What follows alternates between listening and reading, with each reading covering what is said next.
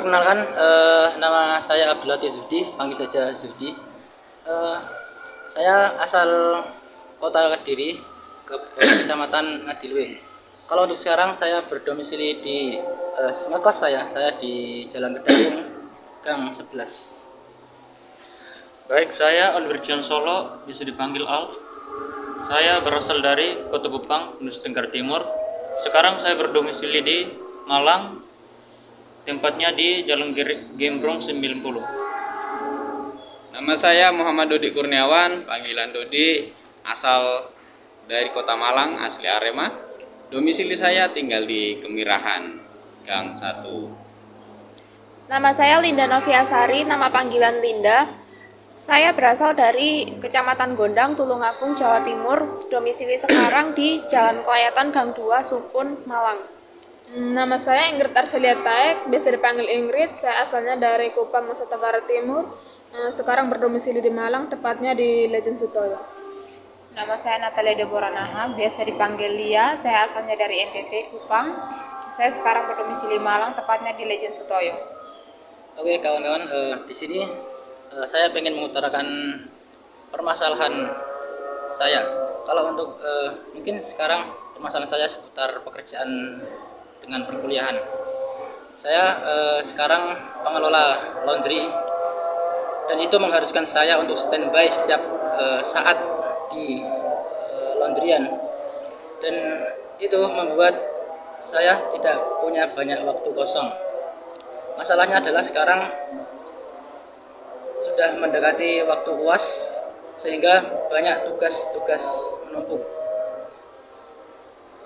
Kira-kira dengan masalah yang saya hadapi ini, bisa dikasih saran?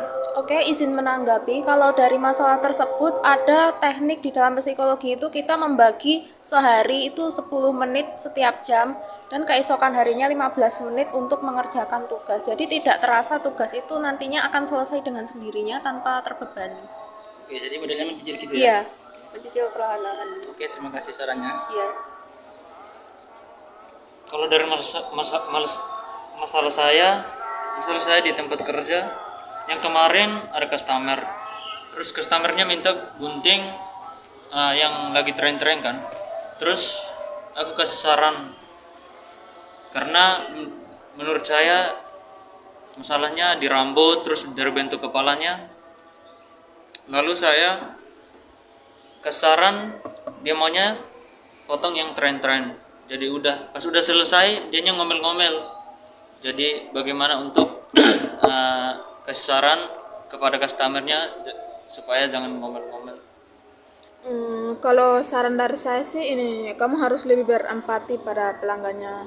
Terus ini memberikan solusi keluhannya di mana untuk masalah rambutnya. Terus kalau yang terakhir sih harus minta maaf. Sudah. Menjawab solusinya? Oke, lanjut. Izinkan saya ingin sharing tentang masalah pekerjaan saya. Kebetulan pekerjaan saya ada di perusahaan jasa ketinggian, jasa training ketinggian. Nah, masalahnya adalah ketika saya bekerja ditugaskan dari perusahaan untuk bekerja di luar kota sampai luar pulau yang memakan waktu durasi sampai 1 hari perjalanan, perusahaan saya tidak memberikan kompensasi bahwa itu adalah terhitung hari kerja. Saya sudah merasa gerah di situ, saya sudah pernah ungkapkan, tapi belum ada tanggapan. Tanggapannya teman-teman, apa yang harus saya lakukan dengan kondisi saya seperti ini? Ya baik, menurut saya akan lebih baik bertahan di situ dulu sebelum mendapatkan tempat kerja yang lebih baik dan lebih nyaman. Dan gajinya lebih baik daripada di tempat sebelum. Oke, intinya bertahan dulu ya sampai cari pijakan yang lain, sampai pijakan yang lain dapat ya. Oke, makasih Lia. Kalau saya antara dunia perkuliahan dan pekerjaan lebih ke pekerjaan, yaitu saya bekerja di Agrindo Travel Multibisnis. Jadi keluarga saya itu sering membeli pulsa atau token listrik, tetapi bayarnya itu selalu diundur sampai kemudian 3 bulan tidak bayar dan tidak balik modal. Kalau menurut teman-teman bagaimana solusinya? Izin menanggapi Mbak Linda, kalau dengan masalah Anda yang alami hari ini, menurut saya harus dipisahkan mana pekerjaan, mana keluarga. Jadi ketika Anda membuka usaha tapi keluarga meminta bantuan pada Anda, boleh dilakukan bantuan, tapi harus dilakukan sikap yang tegas. Ketika sudah berulang kali dilakukan seperti itu, maka Anda harus memberikan sikap yang tegas. Sikapnya dalam bentuk apa? Tegasin bahwa ini Anda beli atau meminta atau berhutang. Nah, seperti itu. Karena apa? Karena prinsip dari sebuah usaha itu harus ada dana, harus ada modal. Nah, dana yang terlahir dari jual beli itu maka akan diputar balikan untuk modal. Intinya harus ada ketegasan ya. Jadi jadi pisahkan antara pekerjaan dan keluarga. Itu mungkin dari saya, Mbak Linda. Iya. Saya ingin share masalah pribadi saya yang di tempat tinggal saya di kos saya. Saya sering merasa tidak nyaman di tempat tinggal tersebut karena sering beda pemikiran sama kakak saya. Terus ini lingkungannya juga kurang mendukung untuk saya. Jadi membuat saya tidak nyaman untuk tinggal di situ. Kalau menurut saya sih, kalau beda pemikiran, coba kamu memahami sudut pandang kakaknya.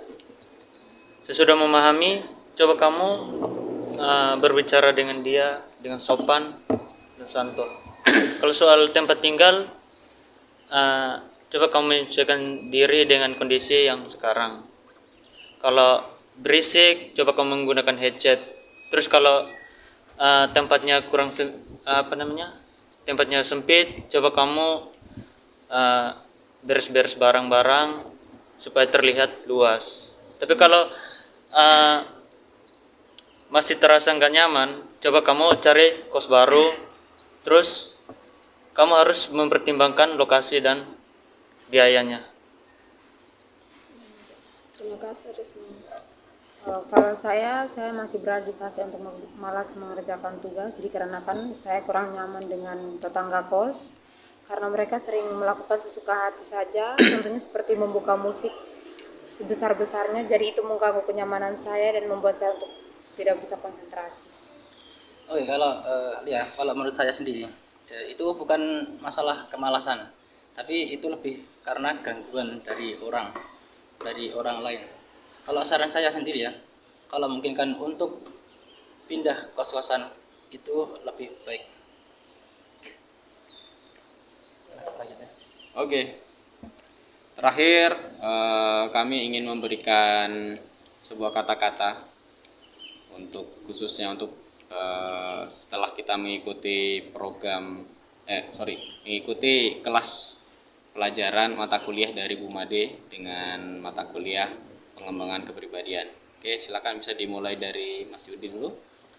Kalau membicarakan soal perkembangan dalam diri yang setelah mengikuti mata kuliah Bu Made ya, yang hampir 1 semester ini, satu hal yang paling saya rasakan adalah mungkin lebih terbuka tentang dunia luar.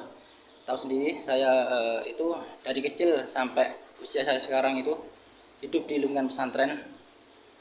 Jadi setelah mengikuti matkul Bu Made hampir 1 semester ini, saya lebih terbuka tentang dunia luar, terutama interaksi dengan lawan jenis.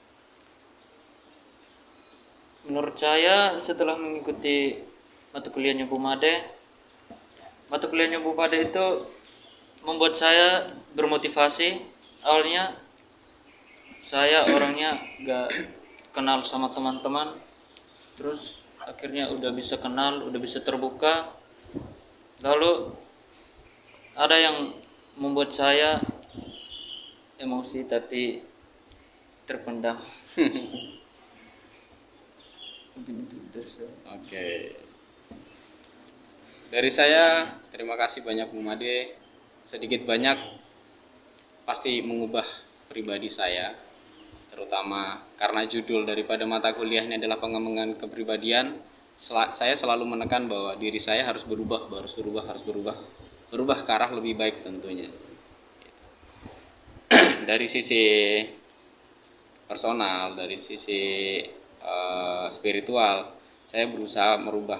Setiap saya ingat mata kuliah Bu Made itu sebagai tolak balik saya, bahwa mengingat saya bahwa saya harus lebih baik lagi, berubah lagi apa yang harus saya lakukan lebih baik, dengan pastinya dengan tujuan pasti dengan objektif goal. Nah, dari objektif goal ini yang saya sudah terapkan, ini akan jadi pemicunya adalah dari mengikuti materi kuliahnya Bu Made ini.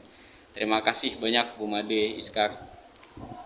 Dan baik dari saya selama mengikuti mata kuliah pengembangan kepribadian di Bu Made, lebih banyak hal yang berubah dari saya, terutama dari sisi kepribadian, bagaimana cara menghargai hasil kerja orang lain, bagaimana saya menempatkan diri di lingkungan kampus, di lingkungan masyarakat, di tempat lain, dan juga lebih lebih selektif dalam mengelola keuangan, terutama bisa memilah-milah mana yang benar-benar saya butuhkan dan sudah bisa mengurangi sifat boros juga.